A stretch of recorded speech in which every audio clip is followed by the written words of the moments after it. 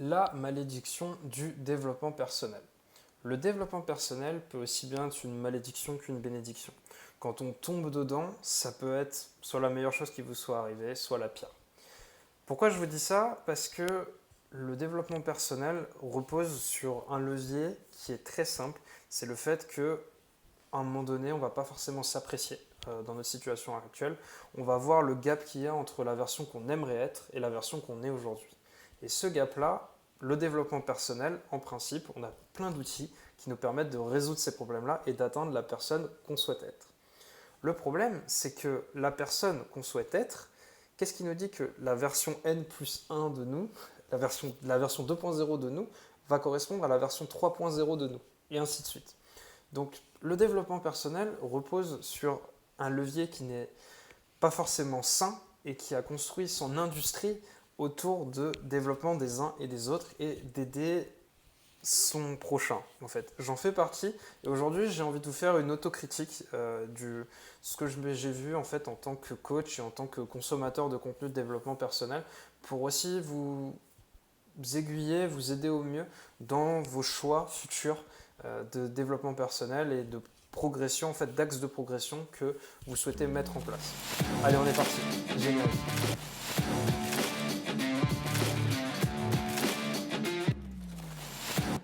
Alors, du coup, le développement personnel, comme je vous en parlais, c'est une quête sans fin. C'est-à-dire que vous pouvez ne jamais être satisfait de la version à laquelle vous arrivez à la fin de votre développement personnel. Et ça, c'est assez triste. Et ce levier de besoin de changement perpétuel, d'un point de vue business, il est fantastique. C'est ce côté où on va toujours s'appuyer pour faire de l'argent sur la peur de quelqu'un du changement et la difficulté que le changement, la difficulté qu'est le changement pour quelqu'un qui veut changer. Cette phrase est trop longue pour si peu de choses. En vérité, changer, c'est difficile.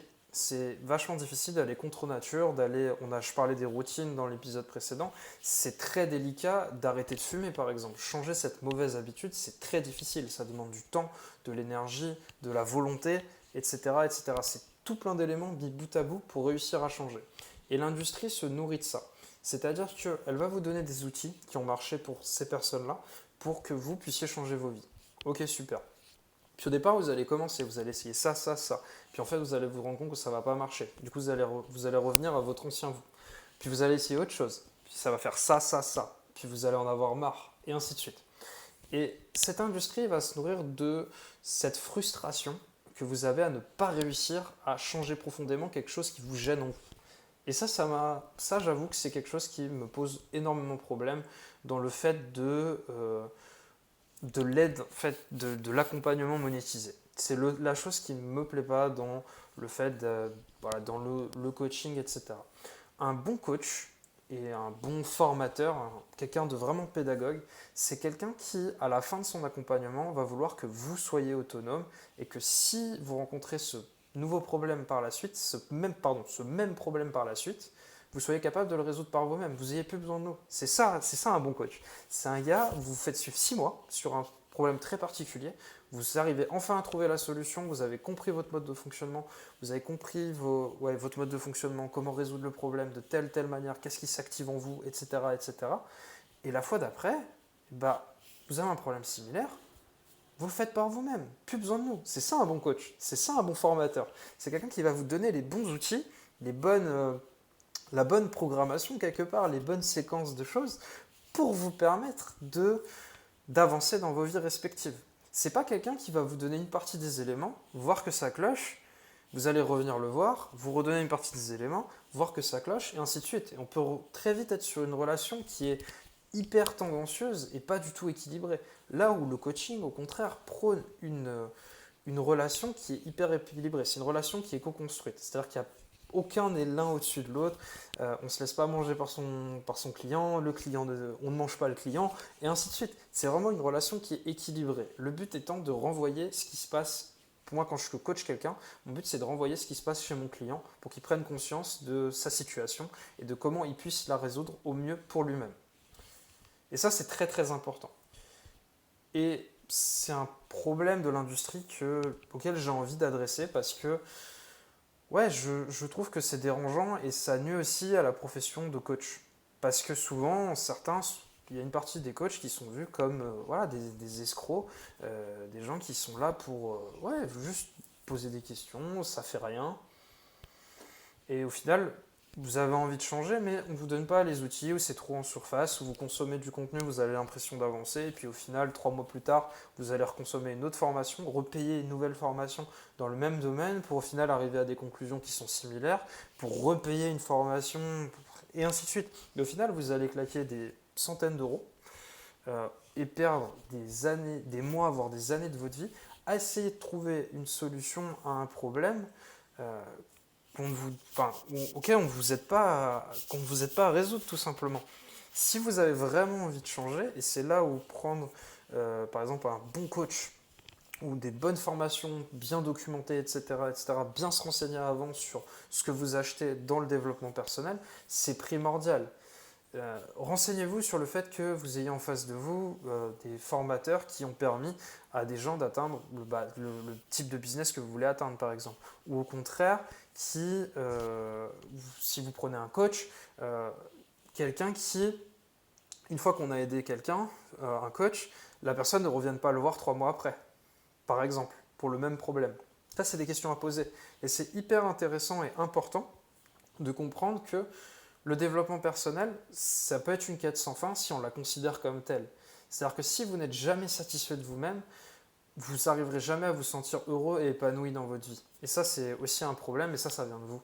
Ce qu'il faut vous dire, c'est que la consommation de contenu, tout le contenu qu'on peut apporter sur le développement personnel, peut-être que là, ça va tiquer dans vos têtes et vous allez vous dire waouh, super, j'ai les éléments que j'ai besoin, dont j'ai besoin pour prendre la prochaine formation que je veux prendre, pour progresser, atteindre ce stade qui me manque dans ma vie, que je n'ai jamais encore atteint, que j'ai toujours souhaité atteindre.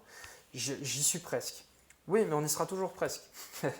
Si on n'arrive pas à trouver cette source de contentement, cette énergie qui nous permet d'être bien dans notre peau, nous sentir à l'aise et de tester des choses au fur et à mesure, on ira vraiment, on peut aller dans plein de directions, mais au final, on n'ira nulle part. On ne trouvera jamais cette paix intérieure qui est si importante pour diminuer son taux de stress, parce que mine de rien, c'est super important, avec tout le bruit qu'il y a autour de nous, que ce soit sur les réseaux sociaux, la télé, machin, les journaux, tout ce que vous voulez, c'est quand même très important d'avoir un état de paix intérieure, d'avoir des activités dans lesquelles on se sent bien, d'être à l'aise dans son corps, d'être à l'aise dans sa tête.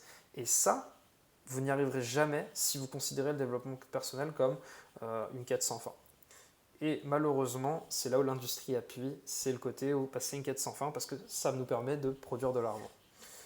Donc, l'énorme recommandation que j'ai à vous faire, et encore une fois, bon, c'est un podcast qui fait appel à votre sens critique, donc vous en faites ce que vous voulez, encore une fois. Mais en tout cas, pour moi, la recommandation que je peux vous faire, c'est de bien vous renseigner sur, vous poser différentes questions en fait, tout simplement avant de vous lancer dans une formation à la suite, acheter un livre à la suite, et ainsi de suite. C'est vraiment déjà de vous poser la question du changement que vous voulez incorporer dans votre vie. Pourquoi vous voulez changer? Est-ce que c'est parce que vous n'aimez pas ce que vous êtes ou est-ce que c'est parce que vous visez quelque chose qui, vous savez, vous plaira tout le temps? Voilà, qu'est-ce qui vous pousse à ce processus de changement? Qu'est-ce qui fait que vous avez envie de changer? Ensuite, la deuxième question, c'est est-ce que vous avez besoin de vous former pour changer? Est-ce que vous voulez apprendre une nouvelle compétence? Est-ce que vous voulez apprendre un nouvel instrument de musique, ce qui est aussi une nouvelle compétence? Est-ce que vous voulez apprendre un soft skills? Donc, est-ce que vous voulez apprendre à devenir, par exemple, plus empathique, plus à l'écoute, apprendre ce genre de skills, en tout cas, ce genre de compétences? Ça, c'est encore autre chose. Ensuite, c'est combien ça va vous coûter. Est-ce que vous avez besoin de payer cette formation? Combien ça va vous coûter? Est-ce que vous avez besoin d'être accompagné aussi? Est-ce qu'une formation n'apporte pas le même accompagnement qu'un coaching personnalisé? Donc, quel type d'accompagnement vous allez avoir besoin pour monter en compétence et apporter ce changement dont vous avez tant besoin? En vous posant ces questions, vous allez vous rendre compte, vous allez déjà pouvoir faire une sélection de déjà ce qui est le plus important pour vous, pouvoir vous renseigner aussi sur le type de formation que vous souhaitez suivre et dont vous avez besoin. Donc voilà, c'est jouer là-dessus et c'est bien comprendre que les réponses à ces questions sont le nerf de la guerre pour déjà ne pas dépenser trop d'argent dans le développement personnel. Ça me paraît hyper important de vous dire que aussi vous êtes responsable de votre développement personnel. Et ça, c'est la chose la primordiale, que vous preniez une formation, un coach, etc. Vous ne pouvez pas imputer la responsabilité d'un non-changement sur quelqu'un d'autre. Parce que la seule personne qui est responsable du fait que vous voulez changer, c'est vous. Si vous ne faites pas les efforts pour implémenter quelque chose de nouveau, que ce soit une nouvelle routine, commencer un nouveau projet, euh, commencer une nouvelle activité, peu importe ce que c'est qui est censé vous apporter ce dont vous avez toujours rêvé d'avoir,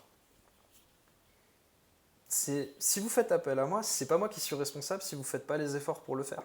Je vais pas être là tous les matins à vous envoyer un message. Alors, bien réveillé, est-ce que tu as bien appris tes 50 mots d'espagnol? Ça n'a pas de sens. C'est à vous de le faire et de prendre cette responsabilité-là. Et pour le changement, qu'il soit interne, externe, physique, mental, que ce soit pour votre boulot, pour augmenter votre projet, augmenter votre chiffre d'affaires, etc., etc., les changements qui sont nécessaires pour vous améliorer et progresser dans un domaine particulier, c'est à vous de les entreprendre. Et si vous prenez un coach ou une formation, vous allez avoir un espace de réflexion, avoir de nouveaux outils, prendre conscience de certains mécanismes, mais derrière, c'est à vous d'agir pour atteindre les objectifs que vous souhaitez avoir. Et c'est là le plus important. Donc, l'industrie du développement personnel, elle se nourrit de cette fameuse quête sans fin, mais aussi de ce levier qui est de vous donner suffisamment de savoir, mais de ne pas vous pousser à l'action. Et ça, c'est très dommage. Parce que c'est en agissant, j'allais dire en actant, mais non, en agissant par rapport aux outils que vous avez appris, que c'est là que vous allez réellement progresser et vous confronter au monde réel. Et c'est là le plus important. Parce que vous allez pouvoir réitérer, comprendre ce qui n'a pas marché, et ainsi de suite progresser, et vraiment implémenter le changement que vous voulez voir dans vos vies. Et ça, comme je vous le disais juste avant, vous en êtes responsable. C'est la fin de cet épisode, j'espère qu'il vous a plu. Si vous l'avez aimé, que ce soit sur YouTube, en tout cas sur YouTube, n'hésitez pas à vous abonner, mettre un pouce en l'air, le fameux pouce bleu, et un commentaire si l'épisode vous a plu. Sur les autres plateformes de distribution, que ce soit Spotify, Deezer, Apple Podcast et Ocha, n'hésitez pas à télécharger les épisodes, parce que je vois les stats, télécharger c'est trop bien, ça m'aide. Partagez autour de vous si l'épisode vous a plu et intéressé. Si il vous a pas plu, n'hésitez pas à me le dire en commentaire, à m'envoyer aussi des DM sur Instagram, sur ma page Improvement Travelers. Je réponds à tout le monde, je vois vos messages, donc n'hésitez pas à me faire un feedback, un retour sur ce qui vous a plu, ce qui vous a pas plu, et ainsi de suite. Et en tout cas, je vous remercie encore une fois de m'avoir écouté. Je vous souhaite une magnifique matinée, journée, soirée en fonction de l'heure à laquelle vous écoutez cet épisode. Et puis je vous dis à très vite pour le prochain épisode. Allez, salut l'équipe!